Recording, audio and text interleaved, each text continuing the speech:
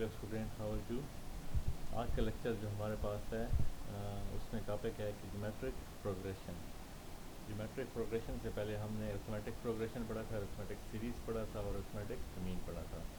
दूसरा जो हमारे पास आज का टॉपिक है ज्योमेट्रिक प्रोग्रेशन का, इसकी डेफिनेशन हमारे पास है कि a geometric progression is a sequence of number each term of which after the first is obtained by multiplying the preceding term by a constant number called the common ratio and common ratio is denoted by r।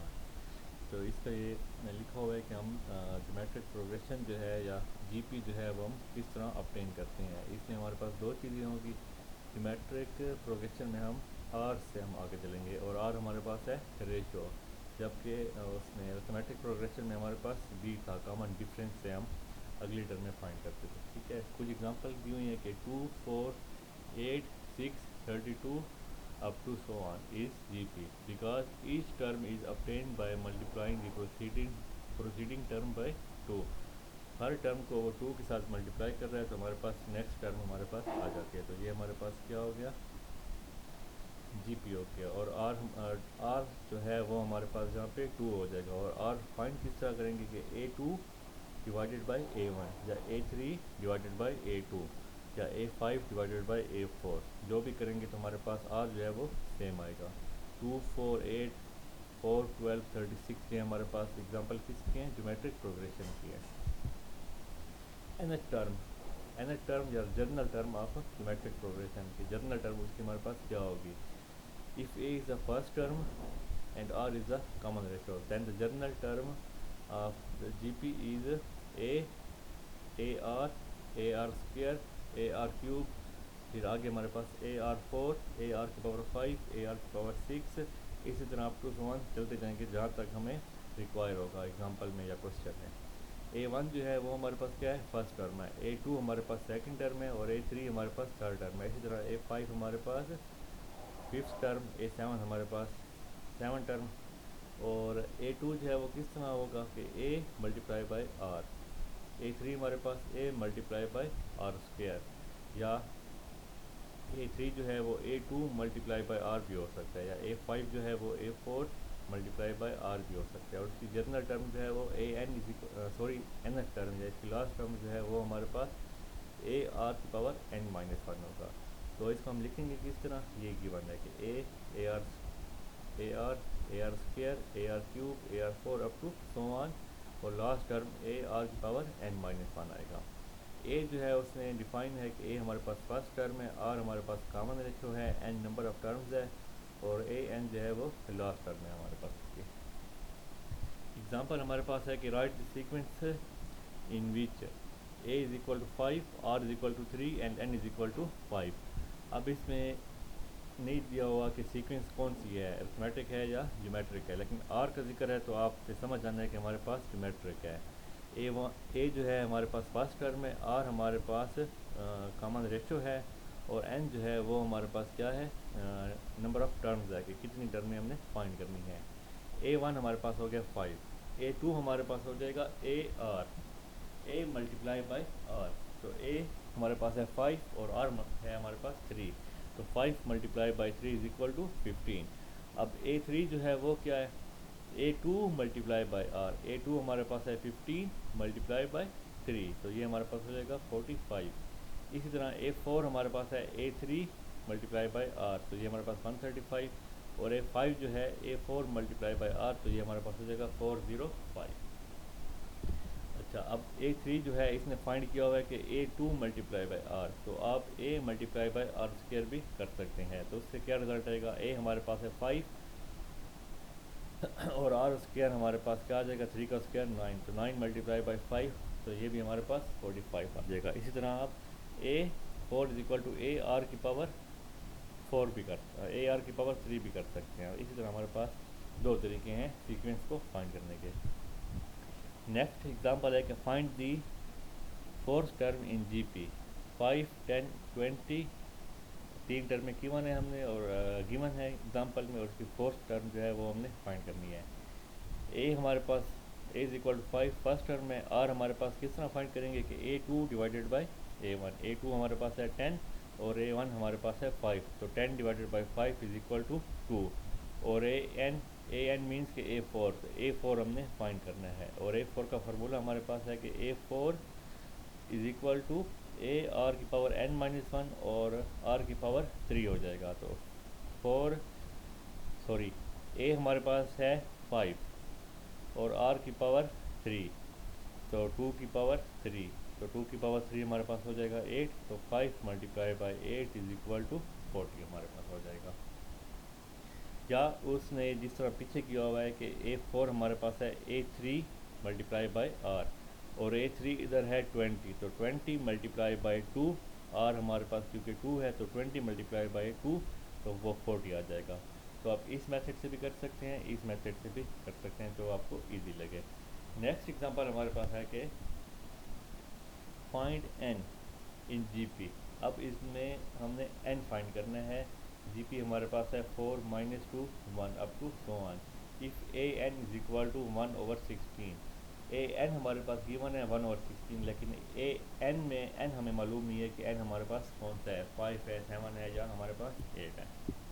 सबसे पहले तो देखेंगे कि जो GP है हमारे पास 4 - 2 and 1 बन रही है, तो a इधर हमारे पास है 4, क्योंकि पहली टर्म हमारे पास a होती है। r हमारे पास क्या आ जाएगा, r इज इक्वल टू -1/2। किस तरह कि -2 डिवाइडेड बाई 4, तो -1/2 आ जाएगा, या 1 डिवाइडेड बाई -2, तो ये भी हमारे पास -1/2 आ जाएगा। और n इज इक्वल टू 1/16 है हमारे पास। फार्मूला हमारे पास लास्ट टर्म का जो फार्मूला है वो क्या है कि an is equal to ar की पावर n-1। अब an हमारे पास गिवन है 1/16, वो पुट कर लिया। अब a हमारे पास वो भी गिवन है 4, r हमारे पास है -1/2 की पावर n-1। अब इसी को आगे सिंप्लीफाई करके n हम फाइंड करते हैं। अच्छा, 1/16, अब ये 4 इधर मल्टीप्लाई हो रहा है, तो इधर आके हमारे पास डिवाइड हो जाएगा, तो 16 मल्टीप्लाई बाई 4 ये हो जाएगा 64, तो 1/64 इज इक्वल टू -1/2 की पावर n-1 हो जाएगा। अब 1/64 जो है इसको -1/2 की पावर 6 लिख सकते हैं, क्योंकि 2 की पावर 6 इज इक्वल टू हमारे पास 64 हो जाएगा, इज इक्वल टू -1/2 की पावर n-1। अब यहाँ पे देखिए कि बेस हमारे पास सेम आ गई है, तो पावर हमारे पास इक्वल हो जाएगी, तो 6 इज इक्वल टू n-1। तो यहाँ से n इज इक्वल टू हमारे पास 7 आ जाएगा। तो इसकी जो 7 टर्म है a7 हमारे पास a7 का जो रिज़ल्ट है वो हमारे पास 1/16 आ रहा है। अच्छा जी, नेक्स्ट हमारे पास एग्जांपल है कि find the GP of which third term is 4 and six term is -32। अब हमने GP फाइंड करनी है, ज्योमेट्रिक प्रोग्रेशन पूरी सीक्वेंस हमने फाइंड करनी है, लेकिन क्या है कि उसकी सिर्फ तीसरी टर्म गिवन है और हमारे पास छठी टर्म गिवन है। a3 हमारे पास 4 है और a6 हमारे पास -32 है। फार्मूला हमारे पास है कि an is equal to ar-1। n is equal to 3 put करते हैं, तो हमारे पास a3 is equal to ar3-1। तो इससे a3 हमारे पास है 4 और a हमें मालूम नहीं है क्योंकि a हमारे पास फर्स्ट टर्म है, और r हमारे पास हो जाएगा 3-1 2, तो 4 is equal to ar square, ये हमारे पास हो जाएगी पहली इक्वेशन। अब इसी में n इज इक्वल टू जब 6 पुट करते हैं तो a6 is equal to ar की पावर 6-1 5 हो जाएगा। a6 हमारे पास है -32, तो -32 इज इक्वल टू ar की पावर 5, तो ये हमारे पास हो जाएगी इक्वेशन नंबर 2। अब क्या करेंगे कि डिवाइडिंग 1/2, तो ar square divided by ar की पावर 5 इज इक्वल टू 4 -32, तो 1/r की पावर 3 इज इक्वल टू -1/8 हो जाएगा, तो r³ इज इक्वल टू -8। ठीक हो गया जी। अब हमारे पास क्या होगा कि -8 को हम क्या कर देते हैं, -2 की पावर 3 कर देते हैं, तो r is equal to r³ is equal to -2 की पावर 3, तो यहाँ पे क्यूब रूट लगा लेते हैं दोनों साइडों पे, तो हमारे पास 1/3 मल्टीप्लाई बाई 3 ख़त्म हो जाएगा, तो r इज इक्वल टू -2 बच जाएगा। अब हमारे पास r आ गया, तो यहाँ से हम r इसमें पुट करके इक्वेशन 1 में या इक्वेशन सेकंड में, तो यहाँ से हम a फाइंड कर सकते हैं। a फाइंड करने के बाद आपने क्या करना है कि आपने पूरी जो सीक्वेंस है वो आप फाइंड कर लेनी है, और वो आपने फाइंड करके कमेंट सेक्शन में नीचे वो सीरीज़ जो है वो मुझे बता देना है कि सीरीज़ किस तरह बन रही है हमारे पास। ठीक हो गया। नेक्स्ट हमारे पास एग्जांपल है कि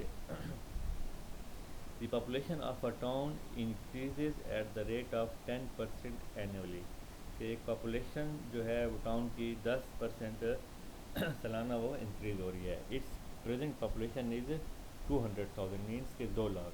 उसकी जो प्रेजेंट पॉपुलेशन है वो हमारे पास 2 लाख है। What will be its population at the end of 5 year, तो उसकी पॉपुलेशन जो है 5 सालों के बाद क्या हमारे पास होगी। सबसे पहले तो ये देखना है कि इंक्रीज़ हो रही है। ठीक हो गया ना। उसके बाद 10% इंक्रीज़ हो रही है, तो 10 डिवाइडेड बाई 100 तो 0.1 हो जाएगा। ठीक हो गया। और प्रेजेंट पॉपुलेशन जो है वो हमारे पास ए है। प्रेजेंट पॉपुलेशन हमारे पास ए है क्योंकि जो स्टार्टिंग जो है वो हमारे पास 200,000 है। और ज्योमेट्रिक प्रोग्रेशन में भी ये था कि जो हमारे पास जो स्टार्टिंग होता है उसको हम ए का नाम देते हैं। Let present population is equal to 200,000, the increase of population at the end of first year. अच्छा, कि एंड ऑफ फर्स्ट ईयर में हमारे पास कितनी इंक्रीज़ होगी, क्योंकि 10% एनुअली इंक्रीज़ हो रही है, तो A multiply by 10 divided by 100, तो ए इंटू 0.1। तो total population at the end of first year A plus A into 0.1, दोनों को जब ऐड करेंगे तो ए इंटू 1.1 हो जाएगा।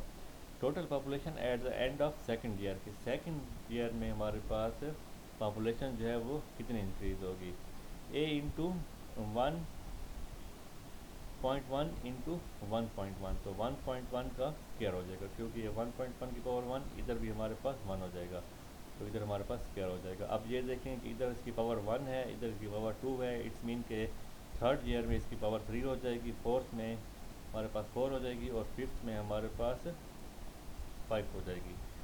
Now the population at the end of 5 year is the 6th term of GP. अब हमारे पास जो फिफ्थ टर्म 5 ईयर के बाद जो हमारी पॉपुलेशन होगी वो हमारे पास 6 टर्म होगी जीपी में, क्योंकि हम स्टार्ट ले रहे हैं ए से, और ए हमारे पास है 200,000। फिर उसमें फर्स्ट ईयर में हमारे पास कितनी इंक्रीज़ हुई, वो हमने ए इंटू 1.1 लिखा, फिर ए इंटू 1.1 का स्क्वायर लिखा सेकंड ईयर के लिए, और 6 के लिए हमारे पास 5 के लिए हमारे पास जो 6 टर्म होगी वो हमारे पास उसकी पॉपुलेशन होगी। तो सीरीज़ किस तरह बनेगी, ए इंटू ए 1.1, फिर ए 1.1 का स्क्वायर, ए 1.1 का क्यूब, ए 1.1 की पावर 4, इस तरह हम चलते जाएंगे। इधर इस सीरीज़ में या इस सीक्वेंस में हम देखते हैं कि ए जो हमारे पास है वो 200,000 है, आर जो है वो हमारे पास क्या है 1.1 है, आर हमारे पास कॉमन रेशो है। और कॉमन रेशो किस तरह फाइंड करते हैं कि A2 डिवाइडेड बाई A1 या A4 डिवाइडेड बाई A3। तो जब इसको 1.1 का स्क्वायर डिवाइडेड बाई 1.1 करेंगे तो हमारे पास 1.1 बन जाएगा। तो रेशो हमारे पास क्या बन जाएगी 1.1। n इज इक्वल टू 6, क्योंकि जो 30 टर्म है वो हमें रिक्वायर्ड रिजल्ट दे रही है, तो A6 हमने फाइंड करना है।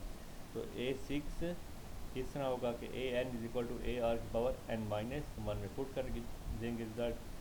A6 is equal to a हमारे पास 200,000, आर हमारे पास 1.1 और n माइनस 1 हमारे पास हो जाएगा 5। तो जो इसमें मल्टीप्लाई करेंगे तो जो ये जो रिज़ल्ट आ रहा है, तो ये हमारे पास पॉपुलेशन है कितनी 10% जब एनुअली इंक्रीज़ हो रही है, और 5 ईयर के बाद हमारे पास ये जो फिगर आ रहा है ये हमारे पास रिक्वायर्ड रिज़ल्ट है। अच्छा जी, नेक्स्ट जो हमारे पास एग्जांपल है कि the value of an automobile depreciate at the rate of 15% per year. Depreciate means कि हमारे पास जो वैल्यू जो है उसकी कम हो रही है या कम हो रही है। What will be the value of automobile 3 year hence which is now purchase RS 45,000। अब 45,000 में वो परचेज कर रहे हैं, और पर ईयर उसको 15% हमारे पास वो हो रहा है, लॉस हो रहा है। तो 3 ईयर के बाद हमने उसकी वैल्यू फाइंड करनी है। तो 45,000 है, ये हमारे पास हो जाएगा ए। अब 15% एनुअली डिप्रिशिएट मीन कि लॉस हो रहा है, तो उसमें उसकी जो ए जो है उसे 15% माइनस करेंगे। The amount depreciate eight the end of first year is a into 15 divided by 100, तो ये हो जाएगा 0.15। The value of an automobile eight the end of first year, तो वो क्या होगी ए माइनस 0.15 ए, तो ये हमारे पास हो जाएगा 0.85। The value of an automobile eight the end of second year में क्या होगी, फर्स्ट में तो है ए इंटू 0.85, और सेकंड में फिर हमारे पास 1 माइनस 0.15 हो जाएगी, तो 0.85 का स्क्वायर हो जाएगा, और थर्ड में हमारे पास 0.85 का क्यूब हो जाएगा। ए हमारे पास गिवन है 45,000 और 0.85 की पावर 3। इसको जब हम सिंप्लीफाई करते हैं तो ये जो रिज़ल्ट आ रहा है 2765.63 रुपीज़, तो ये हमारे पास जो है वो 3 सालों के बाद 15% एनुअली जब उसका लॉस हो रहा है, तो ये हमारे पास उसकी वैल्यू बच जाएगी।